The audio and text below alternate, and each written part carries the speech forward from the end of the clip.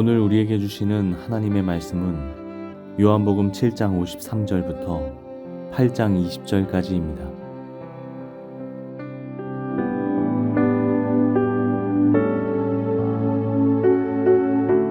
그리고 그들은 제각기 집으로 돌아갔다. 예수께서는 올리브산으로 가셨다. 이른 아침에 예수께서 다시 성전에 가시니 많은 백성이 그에게로 모여들었다. 예수께서 앉아서 그들을 가르치실 때에 율법학자들과 바리새파 사람들이 간음을 하다가 잡힌 여자를 끌고 와서 가운데 세워놓고 예수께 말하였다. 선생님, 이 여자가 간음을 하다가 현장에서 잡혔습니다. 모세는 율법에 이런 여자들을 돌로 쳐 죽이라고 우리에게 명령하였습니다. 그런데 선생님은 뭐라고 하시겠습니까? 그들이 이렇게 말한 것은 예수를 시험하여 고발할 구실을 찾으려는 속셈이었다. 그러나 예수께서는 몸을 굽혀서 손가락으로 땅에 무언가를 쓰셨다. 그들이 다그쳐 물으니 예수께서 몸을 일으켜 그들에게 말씀하셨다. 너희 가운데서 죄가 없는 사람이 먼저 이 여자에게 돌을 던져라. 그리고는 다시 몸을 굽혀서 땅에 무엇인가를 쓰셨다. 이 말씀을 들은 사람들은 나이가 많은 이로부터 시작하여 하나하나 떠나가고 마침내 예수만 남았다. 그 여자는 그대로 서 있었다. 예수께서 몸을 일으키시고 여자에게 말씀하셨다. 여자여, 사람들은 어디에 있느냐? 너를 정죄한 사람이 한 사람도 없느냐? 여자가 대답하였다. 주님, 한 사람도 없습니다. 예수께서 말씀하셨다. 나도 너를 정죄하지 않는다. 가서 이제부터 다시는 죄를 짓지 말아라. 예수께서 다시 그들에게 말씀하셨다. 나는 세상의 빛이다. 나를 따르는 사람은 어둠 속에 다니지 아니하고 생명의 빛을 얻을 것이다. 바리새파 사람들이 예수께 말하였다. 당신이 스스로 자신에 대하여 증언하니 당신의 증언은 참되지 못하오. 예수께서 그들에게 대답하셨다. 비록 내가 나 자신에 대하여 증언할지라도 내 증언은 참되다. 나는 내가 어디에서 와서 어디로 가는지를 알고 있기 때문이다. 그러나 너희는 내가 어디에서 왔는지도 모르고 어디로 가는지도 모른다. 너희는 사람이 정한 기준을 따라 심판한다. 나는 아무도 심판하지 않는다. 그러나 내가 심판하면 내 심판은 참되다. 그것은 내가 혼자 있는 것이 아니라 나를 보내신 아버지께서 나와 함께 하시기 때문이다. 너희의 율법에도 기록하기를 두 사람이 증언하면 참되다 하였다. 내가 나 자신에 대하여 증언하는 사람이고 나를 보내신 아버지께서도 나에 대하여 증언하여 주신다. 그러자 그들은 예수께 물었다. 당신의 아버지가 어디에 계십니까? 예수께서 대답하셨다. 너희는 나도 모르고 나의 아버지도 모른다. 너희가 나를 알았더라면 나의 아버지도 알았을 것이다. 이것은 예수께서 성전에서 가르치실 때에 헌금궤가 있는 데서 하신 말씀이다. 그러나 그를 잡는 사람이 아무도 없었다. 그것은 아직도 그의 때가 이르지 않았기 때문이다.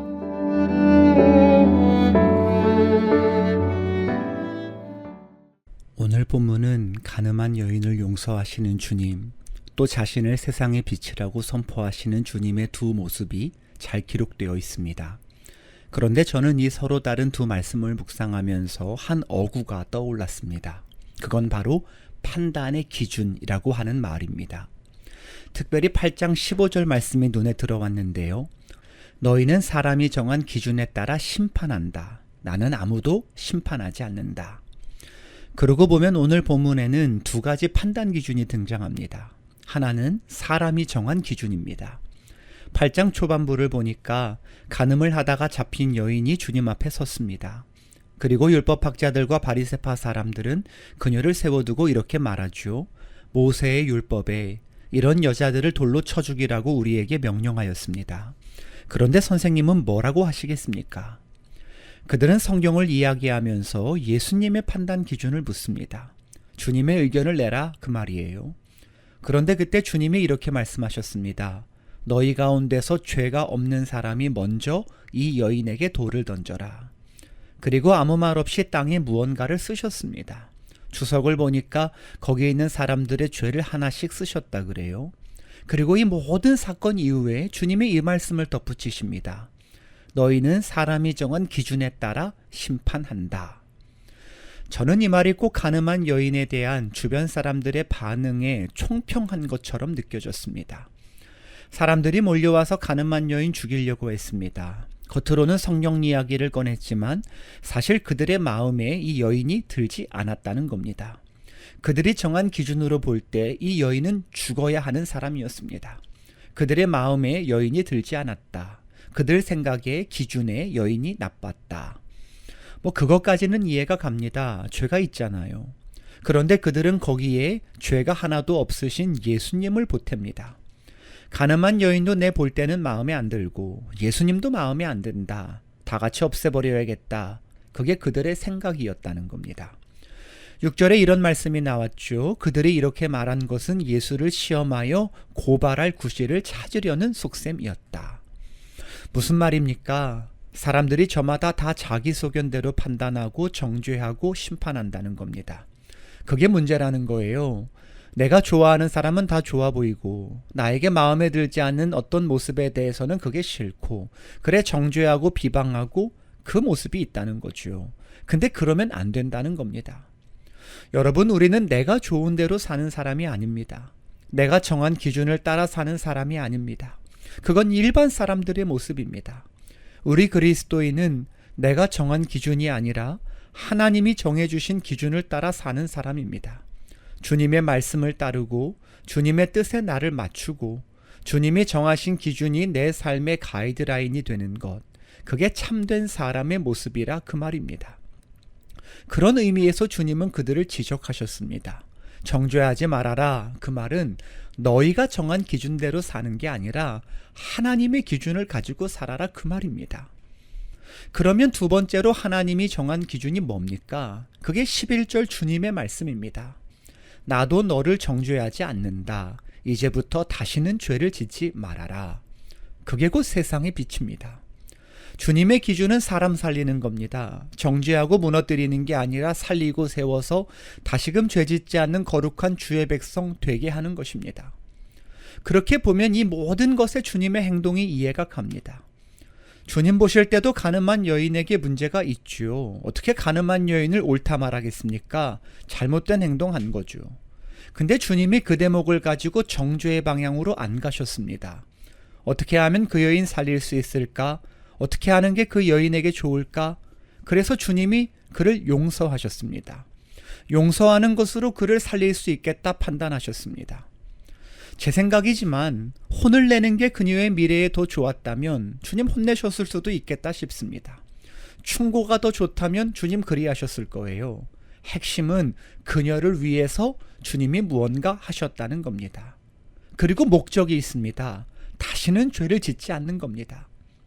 우리가 무언가 잘못을 했습니다. 그런데 주님이 예기치 않게 용서해 주셨습니다. 왜입니까?